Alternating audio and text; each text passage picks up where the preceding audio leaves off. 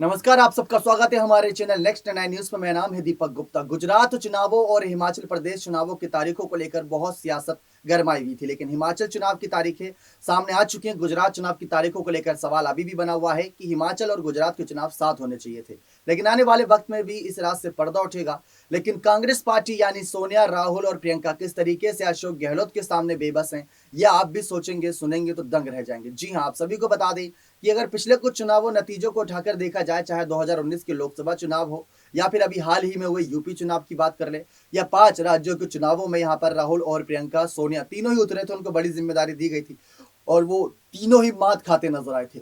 तो तीनों का ही कहीं ना कहीं एक्सपीरियंस पिछले कुछ चुनावों में बहुत खराब रहा। इसी को देखते हुए गहलोत के अगर यहाँ पर कुछ चुनावी नतीजे उठाए, जैसे राजस्थान में उठा ले, बीजेपी की पार्टी का सुपड़ा साफ करते हुए गहलोत का आना, भले ही वो पायलट को हटाकर खुद सीएम की कुर्सी पर बैठे ऐसे समर्थकों का कहना हो, लेकिन सीएम तो बने ना। यही होता है राजनीति का खेल कि आपसे आगे अगर कोई जा रहा है तो आप कैसे उससे आगे एक कदम की सोचो, वो राजनीति कहलाती है। और ये राजनीति का खेल यूं ही जारी रहता है और अशोक गहलोत जैसे यहाँ पर बड़े दिग्गज नेता इस खेल को और मजेदार कर देते हैं। अब गुजरात चुनाव में भी कांग्रेस पार्टी यहाँ पर गहलोत के सामने बेबस है। भले ही हिमाचल चुनाव में यहाँ पर पायलट को और भूपेश बघेल को बड़ी जिम्मेदारी दी गई, लेकिन अशोक गहलोत की जिम्मेदारियां और अशोक गहलोत की नीतियां कैसे काम करेगी इन चुनावी राज्यों में, ये अपने आप में दिलचस्प रहेगा। और आला कमान ने अपनी नाराजगी क्यों नहीं जाहिर करी थी, ये भी सोचने वाली बात है कि सोनिया गांधी के सामने गहलोत के विधायकों की खुली धमकी थी, विधायकों ने इस्तीफा दिया हुआ था, गहलोत ने माफी मांग ली, सब कुछ आंखों के सामने था, लेकिन फिर भी गहलोत पर कोई कठोर कदम नहीं उठाया गया। उनके इस्तीफे से जुड़ा, उनके सीएम पद से जुड़ा, इसके पीछे के राजनीतिक मायने समझने बहुत ज्यादा जरूरी है। लेकिन अब आप हमारी ये खास रिपोर्ट देखें, जिससे आपके सामने सारे समीकरण आसान बनेंगे कि आखिर क्यों गुजरात और हिमाचल चुनाव में गहलोत की भूमिका और गहलोत की रणनीतियां ज्यादा कारगर रहेगी बजाय यहाँ पर पायलट और प्रियंका के। तो देखिए आप हमारी एक खास रिपोर्ट।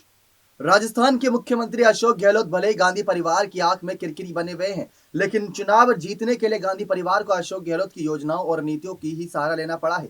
गहलोत की पुरानी पेंशन योजना बहाली जैसे फैसलों को कांग्रेस गुजरात और हिमाचल प्रदेश में मुख्य मुद्दा बनाने जा रही है। कांग्रेस महासचिव प्रियंका गांधी ने हिमाचल में चुनाव की तारीख की घोषणा के साथ ही अपनी पहली चुनावी रैली में राज्य की जनता से पुरानी पेंशन व्यवस्था बहाली का वायदा कर इसकी शुरुआत कर दी है।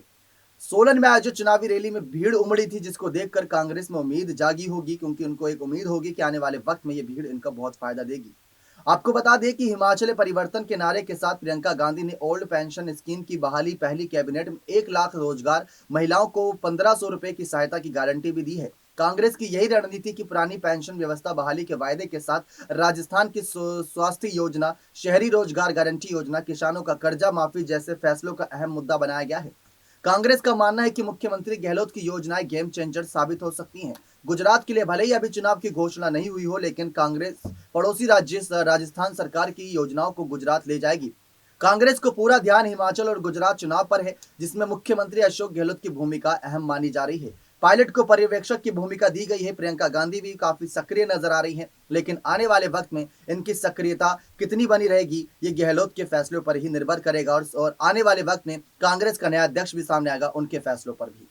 देखा आप सभी ने किस तरीके से गहलोत के फैसले गेम चेंजर हो सकते हैं, ये साफ बताया गया है इस खास रिपोर्ट के जरिए हमारे द्वारा। लेकिन गेम चेंजर साबित हो रहे हैं यहाँ पर कुर्सी को लेकर भी, कि सीएम कुर्सी पर भी गहलोत के फैसले गेम चेंजर साबित रहे और गहलोत ने पूरी तरीके से अपनी कुर्सी एक बार फिर से बचा ली और राजस्थान की सत्ता पर भी काबिज रहे। अब अगर बात होगी सत्ता परिवर्तन की, तो उनके पास मौका होगा ये कहने का कि अभी तो चुनाव है, अगर आप सत्ता परिवर्तन करोगे तो आपको ही नुकसान होगा। तो आला कमान को उन्होंने बहुत तगड़ा झटका दिया है, पायलट को, प्रियंका को, राहुल को। गहलोत एक बार फिर से जादूगर यूं ही नहीं कहलाए जाते, इसी वजह से उनको जादूगर कहा जाता है, जो राजनीति में जादू करते हैं। और दूसरी तरफ अगर बात करें तो कांग्रेस के नए अध्यक्ष का भी यहाँ पर ऐलान होने ही वाला कुछ ही दिनों में। उसका भी इंतजार रहेगा कि कांग्रेस का नया अध्यक्ष सामने आते ही किस तरीके से यहाँ पर रणनीतियां बदलेंगी चुनावी मैदान में। पायलट और प्रियंका की जोड़ी और गहलोत का यहाँ पर तिगड़ी क्या काम करती है विपक्षी पार्टियों के लिए देखना दिलचस्प रहेगा। बने रहे चैनल के साथ, ऐसी और तमाम जानकारियों के लिए बहुत बहुत धन्यवाद।